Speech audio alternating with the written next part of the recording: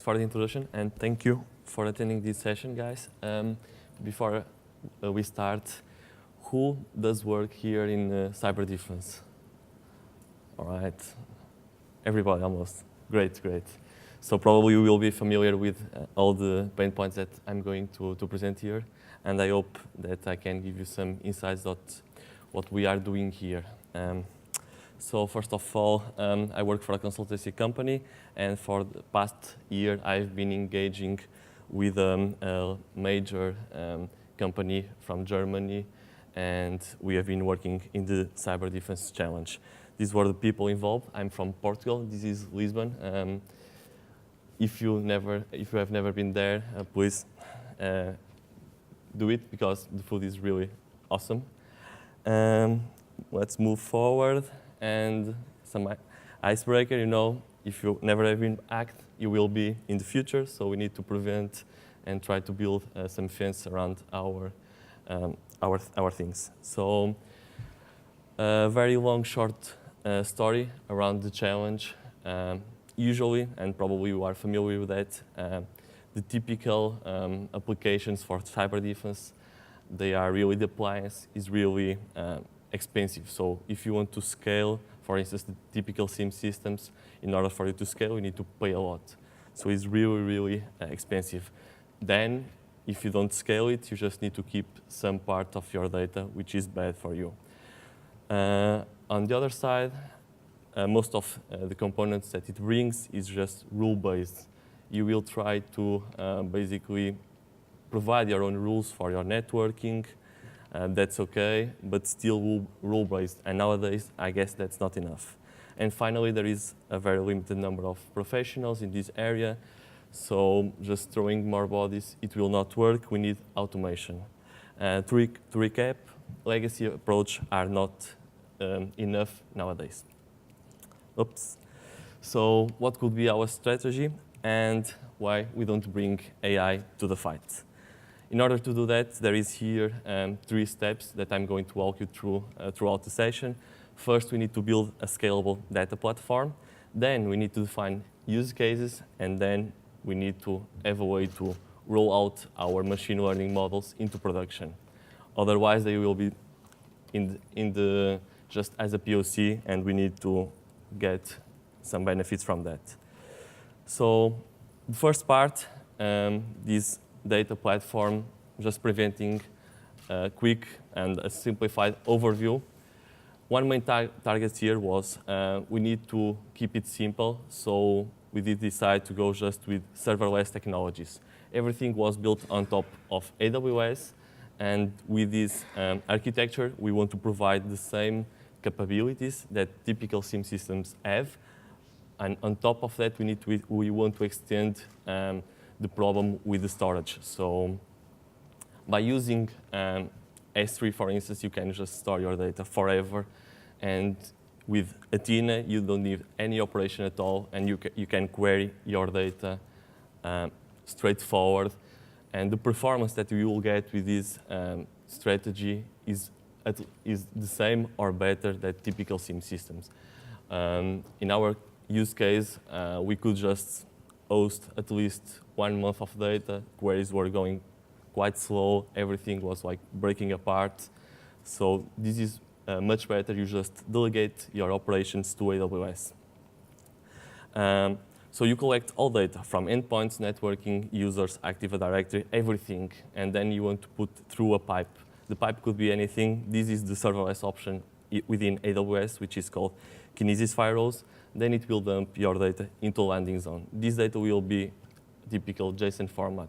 So you need to make sure that the data is queryable, and you need to optimize the format in order to get a good performance on your queries.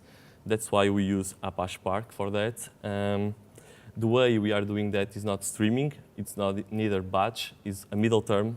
So we schedule small batch, and we start running the cluster like every half an hour. It will process a batch of data, and then it will move into the optimized zone.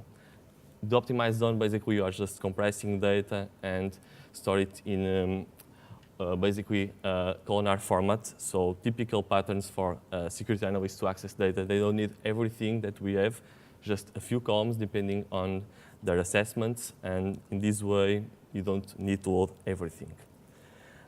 So the benefits, to wrap up, the benefits are really, you just reduce your operations, the implementation is really quick, and you can scale whatever you want, you can scale because Amazon provides that capability to you. One lesson learned during or creating this platform using Apache Spark is basically we decide to send data in gzip format, so it's highly compressed format. Therefore, or on the other side, the drawback is that it's not splittable. When you want to load this data with Spark, Spark will just load a file per partition, so it's not going to parallelize the file. So this is really a bad option. Then, when you want to apply transformation, Spark will first decompress your data, so you need to make sure that you are provisioning enough memory on your cluster. What can help you to increase the parallelization is using the typical repartition transformation from Spark. Then, during the project, just show up a very bad, requirement. Happens all the times, and this requirement was translated into an evil Python UDF. Why is that evil? Is because we had to load all the columns and all the data and apply a transformation. So you can imagine that you need to provision a lot of memory for the Python runtime. So for that, you can just set up the Spark configuration memory overhead. Although by doing that, you are provisioning memory for Java, and you are also providing memory for Python. So looks like you are wasting a lot of time. And the solution that we came up for that is just to avoid using this Python. So we migrated everything into Scala, and now the job runs really smoothly, and we live like very happy every day. The second lesson learned is when you figure out that S3 is not like a typical file system, and they have their downsides, and the documentation of Spark actually alerts you regarding that. So by default, how Spark moves data into the final destination, they use Hadoop commit algorithm, and by default it's version 2. What that means is basically as soon as it finishes a task in some executor, it will move your data into the final destination. Okay, you probably are wondering what's the problem with that? Is that if your job fails for some reason, bad data, a broken file, you will end up with incomplete results in your final destination, so the queries will not have the more accurate or complete results. Therefore, a simple solution for that, you need to basically change the default setting and use version 1. With version 1, Spark will wait that everything is ready and done, and then it will commit all the data into your final destination. Many people is not aware of that. And also this version comes with drawbacks, of course, because this is where you realize that S3 is different from a file system. When you use a file system, when you do this move, basically this commit is just moving files from your temporary destination into the final destination. In a file system, it's just like that. But in S3, it's object store. You need to send requests. Please move from this file to that, from this folder to that folder, and those files go through the internet. So it will take a while. If your job takes like that to just process and transform your data, this commit will take like this. So it will create a bottleneck. Fortunately, the open source has been working a lot on that, and they are creating new commit algorithms in order to solve the problem. They are in the last release of Hadoop.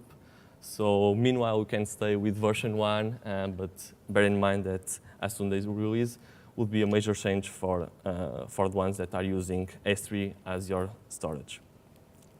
The last lesson learned is basically when you decide your file format, you need to take into account the technologies that you are using and the query patterns. So we basically just run internally benchmarks to figure out which formats will give us the best performance in terms of reads, and we decide to go with ORC, and we need to keep the file size very large. Otherwise, it will, in order for Spark to pull data from S3, if the files are very tiny, it will do a lot of requests through the internet. OK, let's now move to the funny part of it, the machine learning bit. And if you work with, in cyber defense field, you are aware of what is a DGA. Who here knows what is DGA? I guess everybody? This is really common for our opponents. This is what they use for every malware. So basically, they generate a large number of domains in order to avoid some techniques that we use to defend. For the ones that are not familiar with that, let me just briefly explain. If your infected host on your network tries to communicate with a DNS server, and if the domain exists, it will provide IP, so the communication will be established. Then the malware server, which is on my left side, will try to send over more malware so they can, or even steal your data. So you want to block this communication.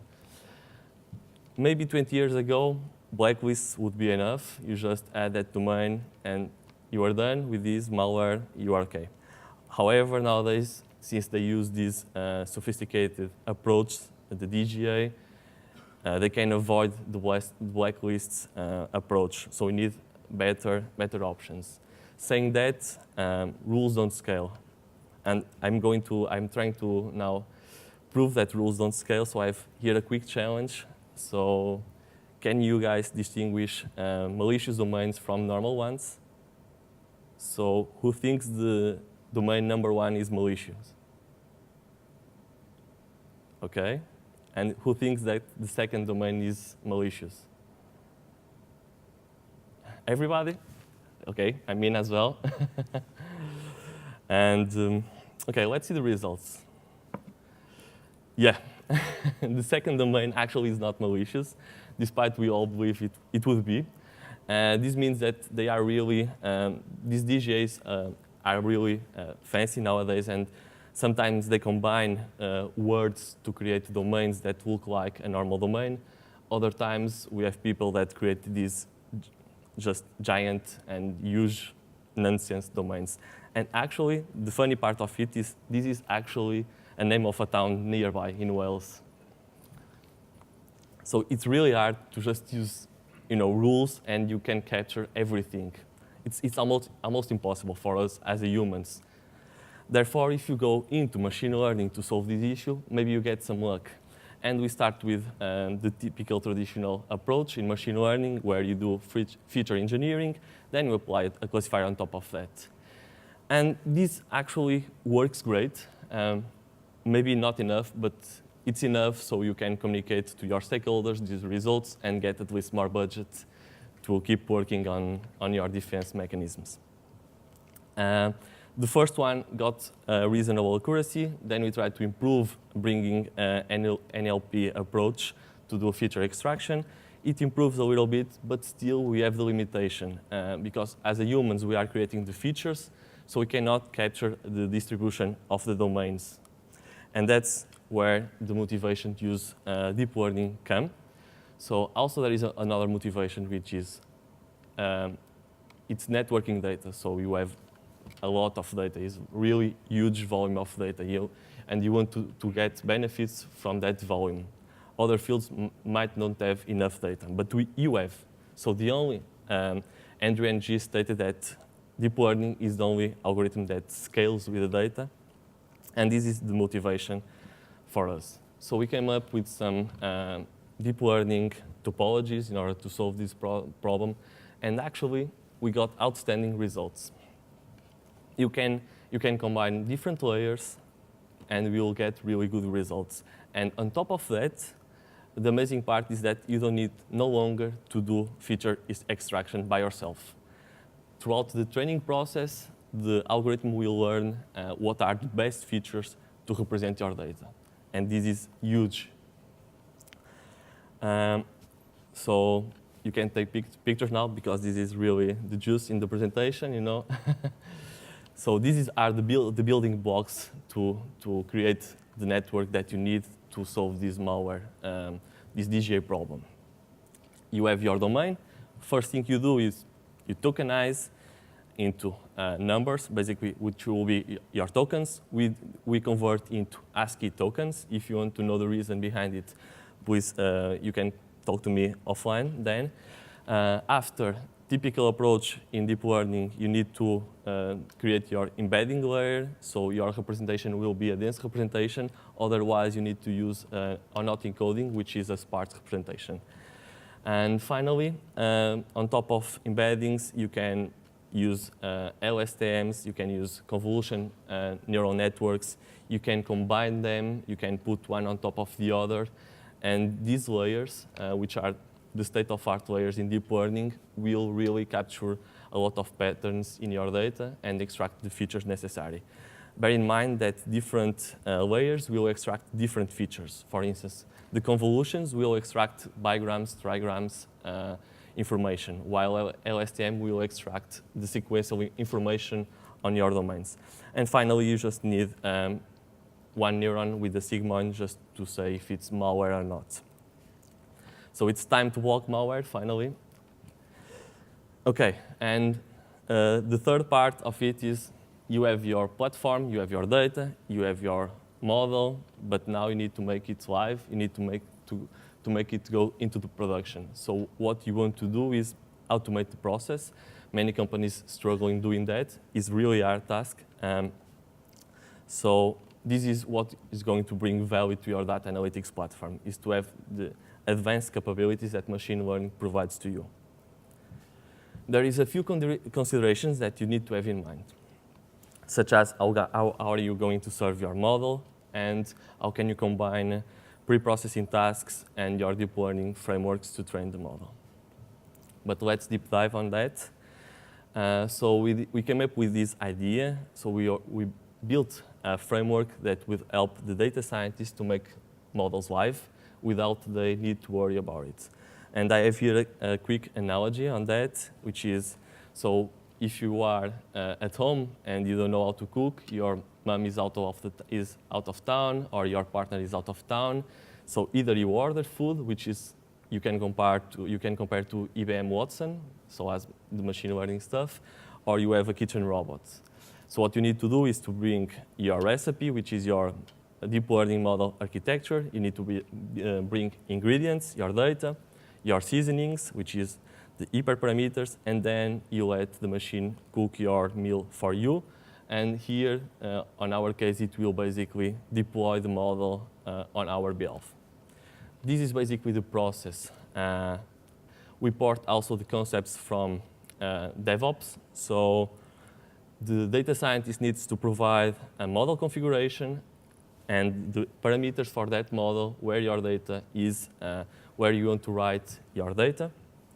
They need to use Git to versioning that, and as soon as they push the code, the process will trigger automatically. First thing is the build phase, where we train the model, actually. We run unit tests on the code to see if it can compile or not. Then you go into the model validation. We actually run some tests into the endpoint where the model is to see if we can communicate with that, if the results are good enough, and we log everything into MLflow. So we not only persist all the model information, we also persist infrastructure details, such as the hardware that we use, the training time, the prediction time, so we can later on decide in terms of cost and accuracy as well. And finally, if someone approves this deployment, the model is going live, and also a pipeline back on Spark to transform the data. How the pipeline looks like is basically very simple stuff. You have the source, Spark reads. If there is some pre-processing that you need to do, it's up to Spark to do that. Then it must query the model endpoint, which is on SageMaker. And finally, you can also apply some post-processing transformations if your business rules say so. And finally, you just persist the data. Here, this step is just where you escalate your results into the system, and later on, a cyber analyst can evaluate if this is false positive or if it's a true positive. We are not reinventing the wheel since we use Amazon. They also provide SDK for SageMaker, so all the code necessary to query the endpoint, to do serialization, to keep the request payload in the actual limit, and to do the map partitions is already provided. You just need to go and use it. It's quite simple, and it will work out of the box. And saying that, to wrap up, DGA detection is just a tip of the iceberg. Although if we can provide a scalable platform to collect all the data, and if we can roll out our machine learning models, maybe we are moving towards a more secure world, let's call it that way. Thank you for your time, and also feel free to ask anything.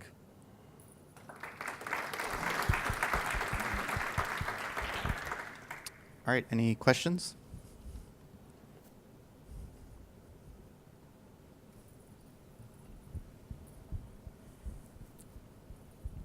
Hello.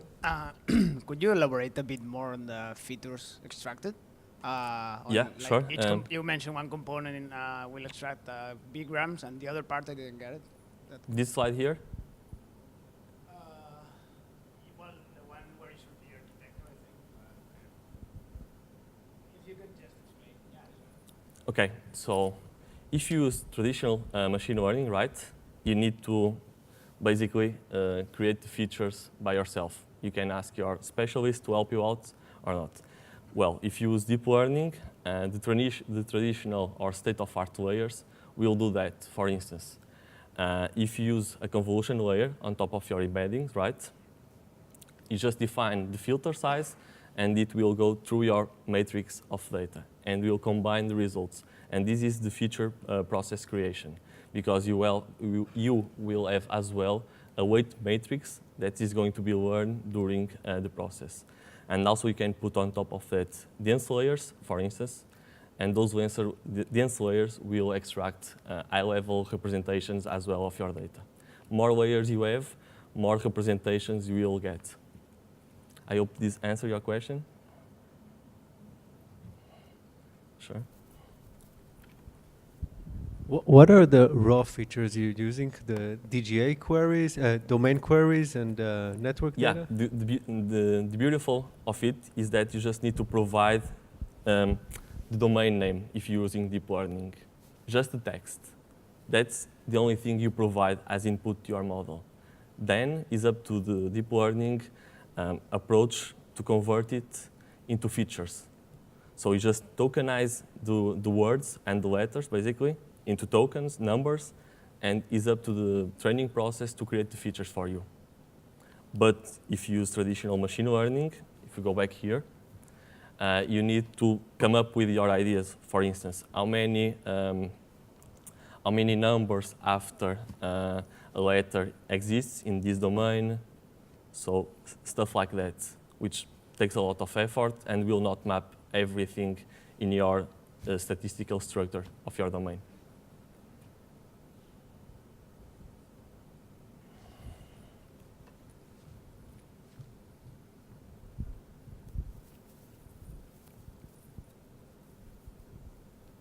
Hi, you mentioned the ASCII tokenization you were using. Can you talk a bit about why you used that encoding? Sorry, could you repeat, please? The ASCII encoding for the changing the letters into the code. Oh yeah, of course.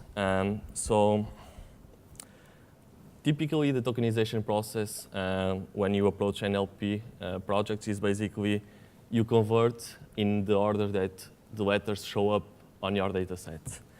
And what means is you need to create a mapping, and you need to carry out your mapping always with you, which usually people call it your vocab. And you need to keep always that file with you.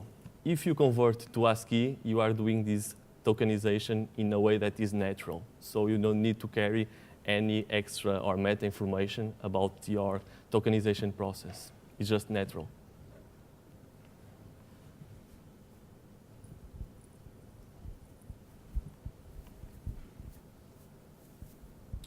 Hi, thanks for the talk. So it looks like from point 5 here that essentially you're doing binary classification. Yep. Is this suspicious or not? Do you find that the I don't think it was like 0.75% of false positives, that the false positives still look suspicious, or is it doing poorly on kind of really benign looking domains? Oh yeah. In DGAs there is different families basically, and some recent families are more sophisticated than the common ones, and I can elaborate a bit more. One typical family is called the dictionary-based family, where you concatenate words. That one is solvable with specialized models that you need to bring as well. Mm-hmm. The other family, which is really quite hard to distinguish from, is a family that is basically, the domain is only 6 letters and random letters. And it can overlap with a lot of good domains, such as Google, you know. There is a lot of domains that are just 6 letters. And they can also overlap with other DGA results.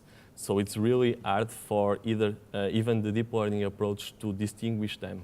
And that one is one case that we cannot solve with a single approach. We need to combine context information. Okay. And how many training examples are you using?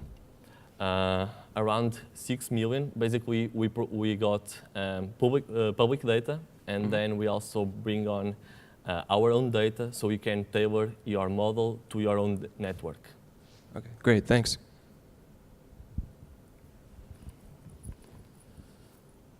So if no one has any question anymore, so thanks a lot for your presence.